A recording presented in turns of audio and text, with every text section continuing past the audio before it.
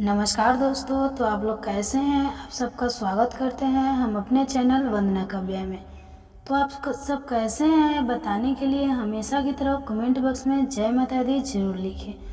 तो आज हम बात करते हैं दोस्तों, हमारा घर को लेकर बहुत सारे हमारे मन में शंकाएं होती है, चिंताएं होती है। और घर अच्छा होता है तो व्यक्ति की तरक्की खुद ब खुद जो लोग होने लगता है। जो लोग नया घर लेने को सोच रहे हैं, नया प्लांट लेने को सोच रहे हैं, उनके लिए तो यह वीडियो बिल्कुल बहुत ज़रूरी है, पूरी तरह से देखना। तो एक चीज़ मैं वीडियो प्रारंभ करने से पहले आपको बता देती हूँ, वीडियो जो है ख़त्म होने से पहले आपके सभी डाउट्स जो है वो क्लियर होंगे। लेकिन आपसे भी एक अनुरोध है कि प्लीज़ वीडियो को अंत तक सुनिए। बहुत सारे लोग हैं जो वीडियो को आधे सुनते हैं, उसके बाद कमेंट में बहुत सारे प्रश्न होते हैं, पूछते हैं। तो प्लीज़ ध्यान दीजिएगा मेरी बातों को कि मैं क्या कहना चाहती हूँ, कैसा घर, क्योंकि ऐसी बात होगी जिससे आप जो है आधा सुनकर परेशान होंगे। इसलिए बता रही हूँ कि पूरा सुनिए, पूरी सुनेंगे तो फिर आपको पूरी जानकारी मिल पाएगी। तो मैं बात कर रही थी, पहले पूरी बात सुन लीजिए, उसके बाद बातों को आगे बढ़ाएंगे कि घर अच्छा होता है। घर भी किसी तरह का वास्तु दोष हो गया, देखिए छोटे छोटे दोषों की बात मैं नहीं कर रही हूँ। सीढ़ियाँ इधर से है, बाथरूम इधर से है, किचन गलत जगह पे है, मैं ऐसे दोषों की बात नहीं कर रही हूँ। आज मैं बहुत बड़े बड़े जो दोष है तो मुख्यतः नहीं होना चाहिए, ऐसे दोस्तों की बात कर रहा हूँ। तो दोस्तों, क्योंकि देखिए छोटे बड़े दोस्त तो हम अपने अनुसार छोटे बड़े उपाय करते हैं और वह ख़त्म हो जाते हैं, लेकिन कोई बहुत बड़ा दोष हो तो ऐसे बहुत बड़े 3-4 दोषों की बात मैं आज की वीडियो में करने वाली हूँ। तो चलिए दोस्तों, वीडियो पसंद आती है तो आप वीडियो को लाइक ज़रूर करिएगा और प्लीज़ चैनल को भी सब्सक्राइब कर लीजिएगा। सब्सक्राइब करके और ऑल के बटन को ज़रूर प्रेस करिएगा, इससे सभी ज़रूरी जानकारी आप तक पहुंच जाएगी। जब भी आप नया घर लेना चाहते हैं, ठीक है, तो एक चीज़ का तो पहले ध्यान दीजिए कि नया घर लेना चाहते हैं तो किसी का मतलब, जैसे आप नया घर ले रहे हैं, एक तो आप फ्लैट वगैरह ले रहे हैं जो कि आप सीधे अपना पैसा देकर नया नया ले रहे हैं, नया घर ले रहे हैं। एक होता है कि उसमें लोग रह रहे हैं और उसे आप लोग लेना चाहते हैं। तो दो तरह का है, एक है कि आप नया घर है कोई नया बनवाया और उसको आप लेना चाहते हैं, तो वो होता है। और एक होता है कि उसमें आदमी ऑलरेडी रह रहा है और उसके बाद भी आप उस घर को खरीदना चाहते हैं। तो पहली चीज़ तो यह समझिए कि वह घर बेच क्यों रहा है, क्योंकि यह सबसे महत्वपूर्ण गलती है जो हम कर लेते हैं कुछ कम पैसों के चक्कर में, कि वो घर हमें सस्ते में मिल रहा है और हम उसकी जांच पड़ताल बिल्कुल नहीं करते। तो हमारे जीवन में बहुत बड़ा नुकसान इससे होता है। देखिए, यदि ऐसी देसी भाषा में बोला जाता है तो घर के लोग कहते हैं, मतलब आज भी गांव में यह सिद्धांत है कि किसी का रहा हुआ घर जिसमें परिवार रहता था और किसी कारण से वह घर किसी भी समस्या से बर्बाद हो चुका है, ऐसे घर को कोई नहीं लेता है। तो यह बोला जाता है, मतलब यह सिद्धांत है। आप भी अगर गांव से बिलोंग करते हैं, थोड़ी भी जानकारी है तो आप जरूर इस बात को जानते होंगे। तो ऐसे घर को लेना माना किया जाता है। तो आप कहीं भी आए, आपको यह ध्यान देना है कि जिस परिवार ने वह घर बेचने की इच्छा जाहिर की है, पहले तो जांच समझिए कि वह घर बेच क्यों रहा है, क्यों वह घर बेचना चाह रहा है। हो सकता है कि उस घर में रहने वाले लोग ऑलरेडी परेशान हो और आपसे छुपाकर वह घर बेचा जा रहा है। कोई नकारात्मक ऊर्जा भी हो सकती है उसमें, या फिर कोई बहुत बड़ा दोष हो सकता है जो घर के मालिक के ऊपर पड़ेगा। तो आप इस तरह के घर को देखिए। मैं कहती हूँ कि थोड़ा सा महंगा ले लीजिए, छोटा घर लीजिए। ज़रूरी नहीं है कि बहुत बड़े बंगले में रहें, छोटा घर हो लेकिन सुख शांति होनी चाहिए। तो आप ऐसा कर रहे हैं तो फिर आप सावधान हो जाइए, ध्यान दीजिए। और ऐसे घर को मैं तो मेरी तरफ से तो यही है कि ऐसे घर को ना लीजिए आप, क्योंकि बड़े बुजुर्ग बताते हैं कि किसी की घरों ये सावधान शब्द है जिसको नहीं लिया जाता, यानी कि जिसमें पहले से पीढ़ी दर पीढ़ी लोग वास करते हैं, ऐसे घर को खरीदना मना किया जाता है।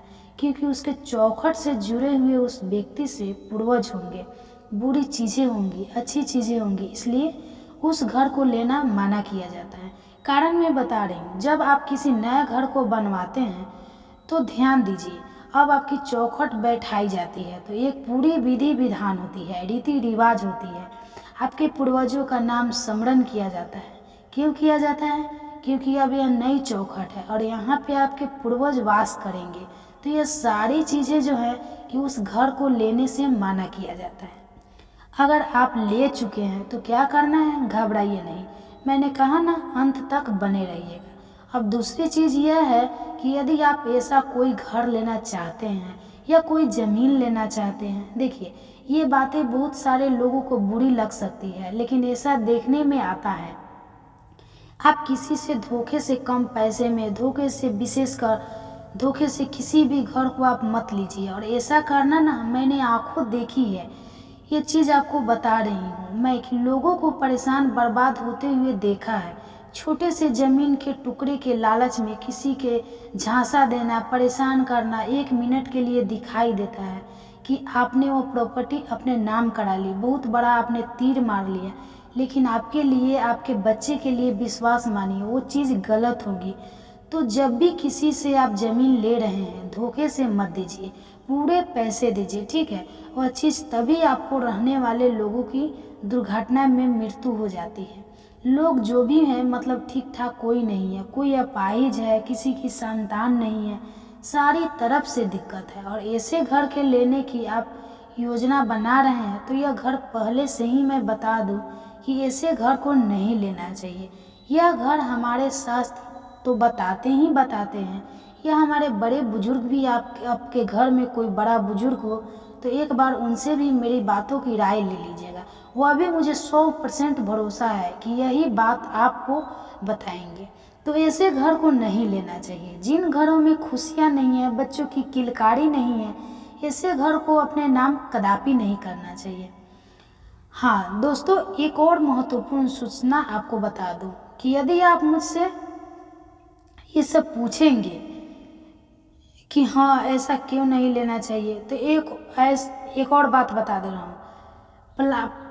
प्लाट नहीं लेना चाहिए, क्योंकि फ्लैट लेने का उद्देश्य एक यह भी होता है कि आने वाले समय में हम वहाँ अपना घर बनाएंगे। तो ऐसा फ्लैट भी नहीं लेना है जो कि तिराहे या चौराहे पे है। कोशिश करिए ऐसा घर ना ले, क्योंकि देखिए आजकल ना घर मिलना बहुत मुश्किल हो गया है सबके लिए। मैं जानती हूँ, अब ऐसी बात नहीं है कि मैं नहीं जानती हूँ। घर मिलना बहुत मुश्किल हो गया है, फ्लैट मिलना बहुत मुश्किल हो गया है, और घबरा करके हम ले लेते हैं ना, तो फिर हमारे लिए समस्याएं होती है। तो थोड़ा सा सूझबूझ कर ये मत लीजिए ना। बहुत बहुत बड़ा बड़ा घर, बड़ा हो छोटा हो, क्या होना है, घर में सुख शांति होना, यह बहुत बड़ी बात है। तो तिराहे या चौराहे का घर कभी नहीं लेना चाहिए। इस बात के लिए हमारे शास्त्र मना करते हैं। क्यों मना करते हैं, सुनिए। तिराहे और चौराहे जो हम मकान लेते हैं, या फिर जहाँ पे गली जाकर ख़त्म होती है और ख़त्म होती है गली में आपका घर है, ऐसे घर में माना जाता है कि समस्याएं सबसे पहले आती हैं, क्योंकि जो अंतिम घर होता है उसी में जाकर समस्याएं प्रवेश कर जाती है, नकारात्मक ऊर्जा प्रवेश कर जाती है। तिराहे चौराहे को इसलिए माना किया जाता है, जब भी आप कोई तंत्र क्रिया के बारे में सुनते हैं तो बोला जाता है कि इस तंत्र क्रिया को चौराहे पे फेंकना है, तिराहे पे फेंकना है। जो भी मतलब कुछ स्थान है जहाँ पे तंत्र क्रिया ज़्यादा होती है, जिनका मैं नाम अभी नहीं ले रही हूँ, आप लोग समझते हैं, वहाँ पे तिराहे और चौराहे से बच के रहा जाता है। तो बस वही चीज़ है कि ये शक्तियाँ जो है तिराहे चौराहे पे अधिक जागृत होती है, इसलिए इस स्थान पे अपना घर बनाना मना किया जाता है। लेकिन घबराइए नहीं, बन गया है घर तो ऐसे में और क्या किया जा सकता है, यह चीज़ ध्यान रखिएगा। अगला है कि जो प्रश्न भी आपका बहुत आता है, पहले दोस्तों कहना चाहूँगी, अब मेरी बात जब मैं आपको हर चीज़ें बताती हूँ, किसी भी तरह से अपने मतलब पूरी जो भी ज्ञान है उसके अनुसार बताती हूँ, तो आप लोग भी चैनल को ज़रूर सब्सक्राइब करिएगा और वीडियो को भी लाइक करिएगा। अच्छा लगे तो अगली जानकारी है दोस्तों कि यदि हमारे घर का मकान उत्तर में होता है, हम बहुत खुश होते हैं, पूर्व में होता है तो भी हम बहुत खुश होते हैं, लेकिन ज़रूरी नहीं है कि उत्तर और पूर्व के मकान में खुशियाँ है। खुशियाँ तो हमारे कर्मों से आती है, लेकिन फिर भी देखिए इसको इग्नोर नहीं किया जा सकता है कि यह उत्तर में है तो ठीक नहीं है। बहुत अच्छा माना जाता है, उत्तरमुखी मकान ठीक है, क्योंकि कहा जाता है कि उत्तर दिशा जो होती है धन को आकर्षित करने वाली दिशा होती है, कुबेर की दिशा होती है। तो माना जाता है कि उत्तरमुखी मकान में रहने वाले व्यक्ति सुखी, समृद्धि और स्वस्थ रहते हैं, ठीक है। लेकिन फिर भी मैं कहना चाहूँगी कर्म बहुत बड़ा महत्व रखता है।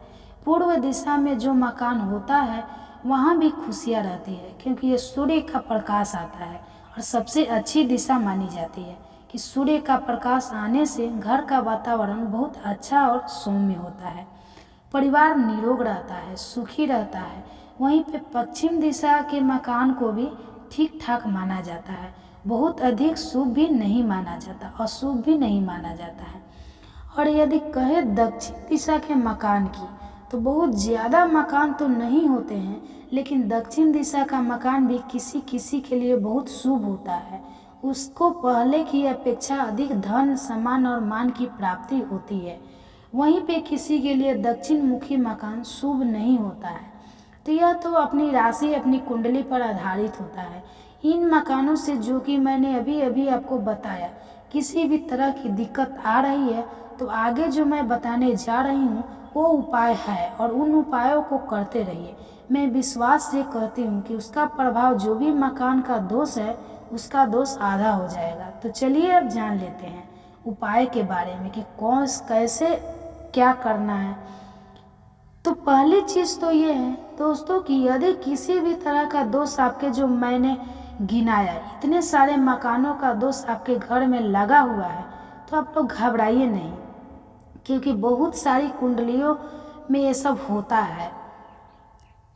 नया घर लिए हैं, उसके बाद दिक्कत हो गई है, तो देखिए एक तो दिक्कत वो होती है कि आपने कर्ज में बढ़ कर कोई फ्लैट लिया, कोई चीज़ लिया। मानती हूँ वो फ्लैट आपके लिए ज़रूरी था, लेकिन ज़रूरी नहीं है कि कर्ज में जाके लिया जाए। आपका 2 साल रुक जाइए, 3 साल रुक जाइए, कोई ज़रूरी नहीं है कि आप लंबी चौड़ी भर के और कोई फ्लैट ले रहे हैं। ऐसी गलती हो सके तो मत करिए घर के चक्कर में, क्योंकि मैं जब देखती हूँ तो एक आध क्वेश्चन जो होते हैं, बहुत होते हैं कि मेरा अपना घर कब होगा, और अपने घर के चक्कर में ही गलतियाँ हो जाती है।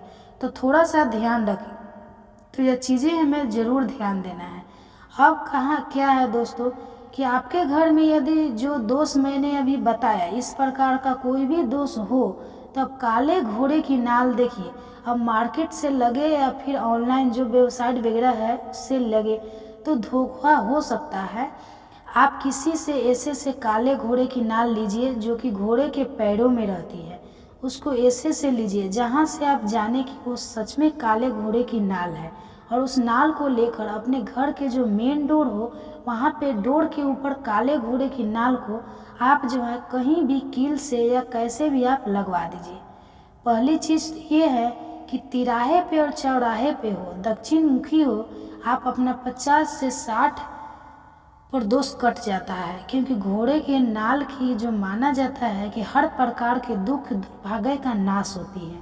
साथ साथ यह भी होता है कि नकारात्मक ऊर्जा आपके घर में दरवाजे तक आएगी, लेकिन अंदर प्रवेश नहीं कर पाएगी। घोड़े की नाल की बहुत बड़ी महानता है। तो पहली तो यह चीज़ आपको कर लेना। अगली चीज़ है दोस्तों कि यदि और भी समस्या है, जो कि पहला काम तो आप यह कर लीजिए। दूसरा चीज़ है कि आप अपने घर में यदि तिराहे चौराहे पर या कहीं भी, जो भी मैंने बताया, या फिर कोई भी दोष है तिराहे चौराहे का नहीं है, पूर्व मुखी पश्चिम मुखी भी दोष है, तो आप ये सारे उपाय कर सकते हैं। आप अपने घर में दक्षिण की दीवार पर पंचमुखी हनुमान जी का फोटो लगा लीजिए।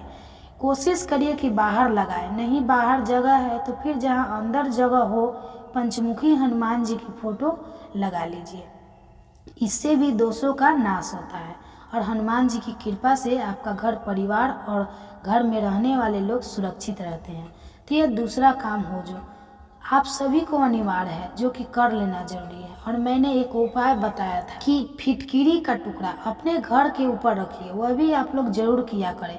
अमावस्या को उसको बदला करें। फिटकिरी में भी वह शक्ति होती है कि नकारात्मक ऊर्जा को अवशोषित कर ले, और अमावस्या ऐसा दिन होता है कि जब नकारात्मक शक्तियाँ सबसे अधिक प्रभावी होता है, ऐसे में दूसरी फिटकिरी को रख जाता है और पुरानी फिटकिरी को फेंका जाता है।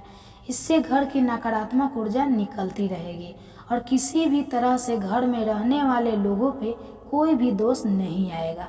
तो ये जो 3-4 चीज़ें मैंने बताया, और कभी भी मन में यह सवाल मत लाइएगा कि दक्षिण दिशा में घर है तो वह नुकसान ही नुकसान करेगी। ऐसा नहीं होता। मैं बहुत दक्षिण दिशा के घर वालों को मैंने फैलते फलते फूलते देखा है और बहुत पूर्व और उत्तर की तरफ के मुख वाले को परेशान देखा है। तो खेल तो आपकी किस्मत का भी होता है, कर्मों का भी होता है, तो यह भी ध्यान रखना है।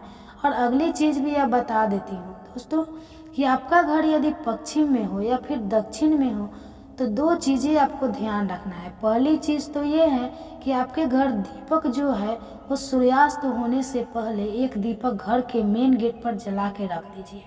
यह आज का नहीं, हमारा ये मतलब बचपन की चीज़ें है, क्योंकि मायके में घर भी पश्चिम दिशा में था और हमारे दादी जी कहती थी कि सूर्यास्त होने से पहले। तो आजकल तो इतनी सारी लाइट वगैरह भी लालटेन जला कर के दरवाजे पर रख दिया जाना चाहिए था। तो वे ज़रूरी चीज़ें थी जो आज भी मैं आप लोगों के बता रही हूँ, तो ज़रूर कर लीजिएगा। अब आज तो लालटेन वगैरह जलते नहीं हैं और इलेक्ट्रॉनिक बल्ब की बात भी मैं नहीं कर रही हूँ। आपको एक दीपक अपने घर में सरसों के तेल का, तिल के तेल का या मुख्य दरवाजे पे घी का भी जला सकते हैं।